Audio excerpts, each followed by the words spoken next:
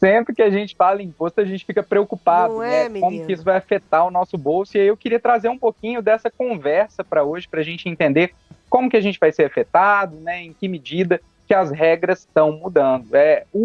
A reforma tributária, ela foi protocolada ali, o primeiro texto e aprovado, né? No final do ano passado. E só agora, né? Na última semana, que o governo apresentou os últimos detalhamentos que precisavam para que essa reforma, de certa forma, pudesse seguir. Só que esses detalhamentos eles ainda precisam ser aprovados pelo Congresso, né, ou seja, pela Câmara dos Deputados e também pelo Senado, para vigorarem. De qualquer forma, eu acho que é muito interessante a gente discutir, debater um pouquinho sobre isso, porque agora parece que vai. Finalmente, parece que a gente vai ter realmente essa simplificação, essa alteração do sistema tributário brasileiro. E eu não sei se vocês estão por dentro disso. Vocês estão ligados, Fernandinho e Matheus? Ô, Samuca, não muito. Na verdade, eu sou da turma que acha bem complicado, assim. Já tentei. Porque o problema é que as explicações são muito no economias, né? Então, não tem uma matéria que fale assim: olha, efetivamente, no seu bolso vai pesar tal coisa, na sua vida vai mudar isso. Então, às vezes eu fico meio. Enfim, é isso. Mas para isso, Então nós vamos temos você. Para Vamos tentar traduzir o esclarecer, não é? economês. Não sei se eu vou conseguir ser muito efetivo, mas vamos buscar. O Bora lá. sistema tributário brasileiro hoje é caótico, né, É. gente? É Sim. muito complicado. A gente tem uma sopa de letrinhas, né? Então você vem ali com PIS, COFINS, IPI, ICMS, ISS. Então você tem diversas letrinhas que representam diferentes impostos e para vocês terem uma noção, os impostos estaduais e os impostos municipais, eles são tão complexos que às vezes você precisa de calhamaços assim de milhares de páginas para você entender como que é o sistema tributário. Então não é à toa que a gente não consegue entender fácil isso. E essa reforma tributária, ela vem exatamente para tentar simplificar, na medida do possível, esse arcabouço de impostos que torna o país, inclusive, muito difícil, né, para fazer negócios, É. tá? Então, qual que é a ideia dessa reforma tributária? É a gente trabalhar num sistema que é muito parecido com outros sistemas tributários do mundo, que é o que a gente chama de imposto de valor agregado, ou seja, hoje os impostos que a gente tem, ele tem uma cadeia, né? Tem os impostos federais, os estaduais, os municipais, e todo mundo paga praticamente todos os impostos, menos aquelas pessoas que têm algum tipo de isenção. E aí, essas isenções ou essas situações que acontecem dentro do ambiente fiscal brasileiro, as exceções são tão grandes que às vezes elas ultrapassam até as regras, entendeu? Então é um sistema muito complexo de se entender. E a ideia agora não é limitar em 3 tributos, né? Que seria a CBS, que seria um tributo federal, e o IBS, que seria um tributo municipal e estadual.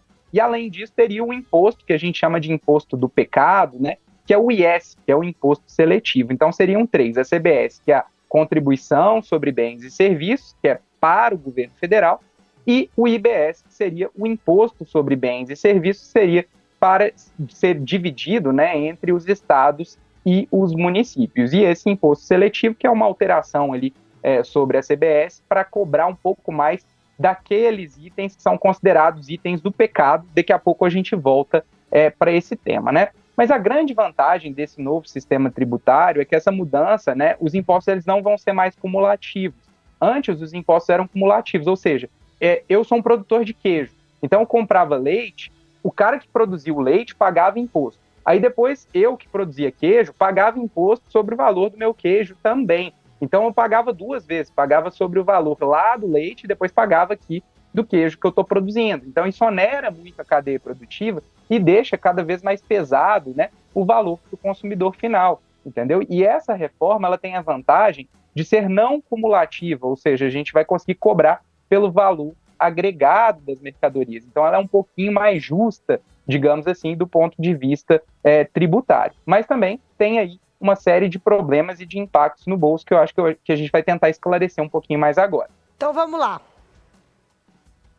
Olha só, gente, assim, a estrutura tributária que essa proposta está propondo, né, ela tem uma expectativa de impacto na sociedade de por volta de 26 a 28%, tá? Eu tinha comentado na semana passada, eu tentei comentar, mas acabou que a gente teve aquele problema de comunicação, sobre o quinto dos infernos, né?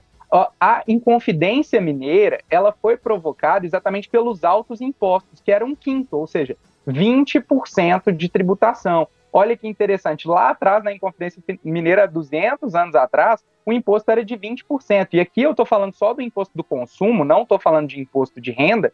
A gente vai ter uma alíquota que vai girar por volta de 26% a 28%. Ou seja, ao longo do tempo, o Estado vai inflando e vai exigindo mais, né, do consumidor, vai exigindo mais da população, né? Então, é isso que a gente tem que tentar, o quê? Impedir que aconteça. No Brasil, a gente tem carga tributária de Suécia, a gente tem carga tributária de países muito desenvolvidos, mas não tem essa oferta de volta em serviços para a população. Para vocês terem uma noção, a carga tributária média desse imposto, né, que vai ser esse imposto de valor agregado, que a gente está comentando aqui da reforma, nos países desenvolvidos, ele é na média de 19%. E aqui no Brasil, a gente já vai começar de partida entre 26% e 28%, ou seja, é uma carga tributária muito elevada e que, por isso que na semana passada eu queria dizer que Tiradentes estaria ainda mais revoltado hoje do que ele estaria, né, há 200 anos atrás, praticamente, lá na Inconfidência Mineira, tá? E tem uma coisa também, né, então, Samuca? Como eu disse, às vezes é uma coisa muito cruel esse economês todo, porque muita gente, é difícil você entender, é difícil você saber, até para você cobrar do governo, até para você exigir, até para você espernear, até para você correr atrás, de entender o que você está pagando, porque muita gente paga, a maioria paga sem saber o que está pagando, sem saber o que está pagando. Fernandinha, você resumiu muito bem isso. E assim, o sistema tributário brasileiro, ele é confuso dessa forma exatamente para prejudicar o seu entendimento, prejudicar o entendimento das pessoas. Então, essa reforma, ela traz uma simplificação que eu acho que, assim, ela não é o ideal ainda, mas ela, pelo menos, é muito melhor do que a gente pagar os impostos difusos como eles são hoje, entende? Então, agora, pelo menos, a gente vai ver, no final da conta, quanto que estamos pagando de imposto por cada coisa que a gente está consumindo. Então, esse IVA, ele é muito mais transparente. E aqui causa-se confusão em determinadas coisas exatamente para poder te cobrar mais e você não saber que está pagando por aquilo, né? Pois é, eu tenho um exemplo clássico aqui. Eu tenho uma empresa, certo? Minha empresa é prestadora de serviço de comunicação, certo? Outro dia chegou na minha casa, que é onde está registrado o nome da minha empresa, uma cobrança de coisa sanitária. Já lá com boleto. E aí você já está com boleto. Né? Querendo andar na linha, você acaba recebendo cobranças por coisas que você sequer sabia que devia, né, Fernandinho? Não, sanitário, eu não tenho, a minha empresa, essa especificamente, não está no nome, não presta serviço para ter vigilância sanitária. Vai ter vigilância sanitária na minha casa, né? E aí, se você não perguntar ou correr atrás para saber o que é, você vai pagando e não está nem sabendo por que você está pagando isso. E às vezes você nem tem que pagar isso. É isso, criam-se dificuldades para venderem facilidades, né? E isso é um grande problema que a gente tem aqui no Brasil e eu espero que essa reforma traga pelo menos um pouco mais de simplificação nesse sentido. Mas aqui, quando a gente pergunta sobre qual que é o impacto no bolso de cada pessoa, é quase impossível a gente saber porque cada pessoa tem um perfil de consumo diferente. Aqui a gente está falando de uma reforma tributária sobre padrão de consumo, né? Então, assim, se eu consumo mais, por exemplo, cesta básica, existem itens da cesta básica que vão ter um desconto no imposto. Então, provavelmente, alguns desses itens vão ficar mais baratos. Em compensação, outros itens que antes eram excetuados e que tinham, de certa forma, benefícios fiscais, vão perder esses benefícios fiscais e aí vão ficar mais caros. Então, depende de cada pessoa para a gente saber qual que é o efeito final, real, né, da reforma tributária. Mas, em geral, esses cálculos são feitos, digamos assim, para manter uma certa estabilidade da carga tributária e que vai afetar mais um setor ou outro. E aí eu queria dar o exemplo do setor de saneamento. Água e esgoto antes tinham benefícios fiscais e agora não vão ter mais esses benefícios. O que significa que a conta de água, a conta de esgoto vão sofrer aumentos depois dessa reforma tributária da ordem de 18% até a possibilidade de uns 25%. Então, isso vai ter um impacto muito grande no bolso do cidadão. Em compensação, outros itens podem sofrer aí uma queda de imposto ou uma estabilidade de imposto ao longo do tempo.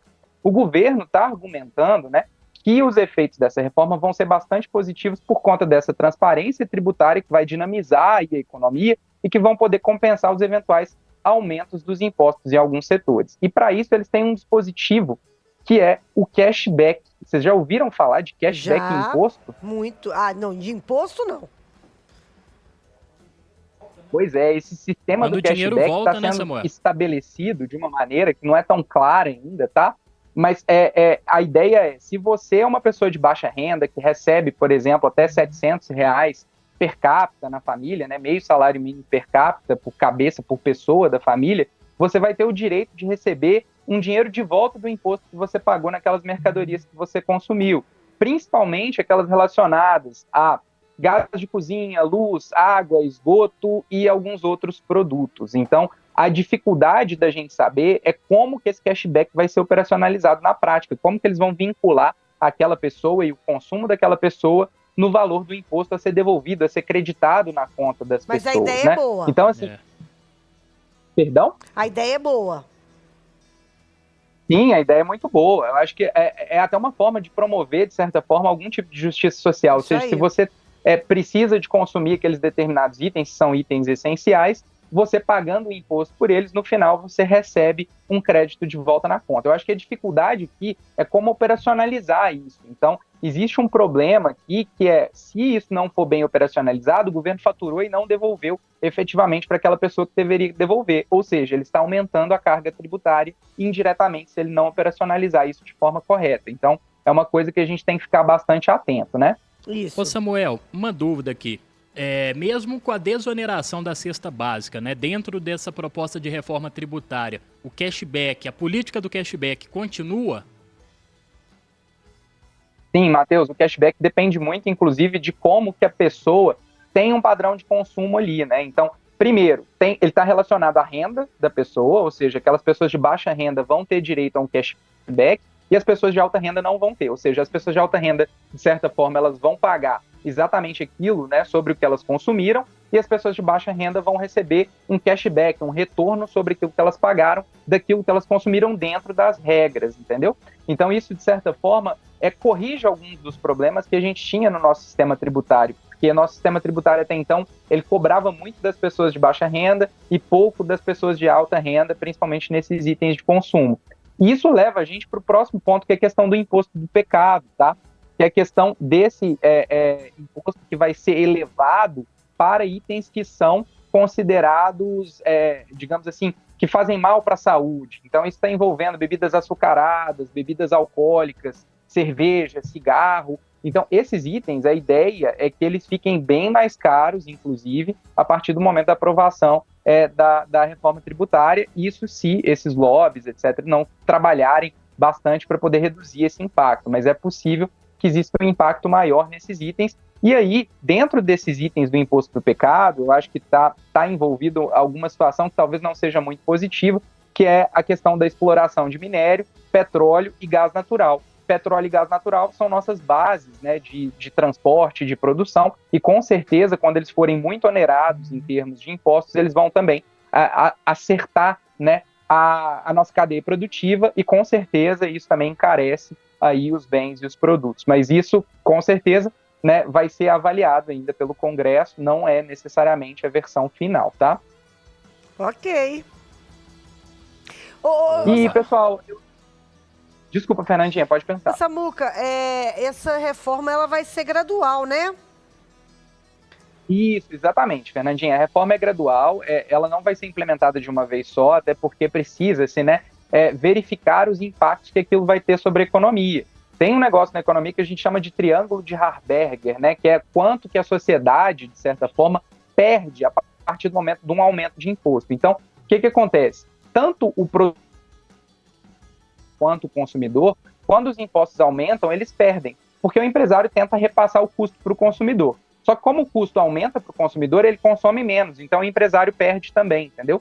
No final das contas, o consumidor perde, porque está pagando mais por menos produto, e o empresário perde porque o consumidor está consumindo menos produto. Então, a ideia da implementação gradual dessa reforma é exatamente ir medindo, né, o patamar dessa alteração dos impostos e dessas novas sopas de letrinhas, né, que a gente vai ter aí, e não gerar um efeito, um impacto muito agressivo na economia logo de bate-pronto, porque isso pode ir sendo ponderado ao longo do tempo até que essa transição seja completa ali nos idos de 2030, tá?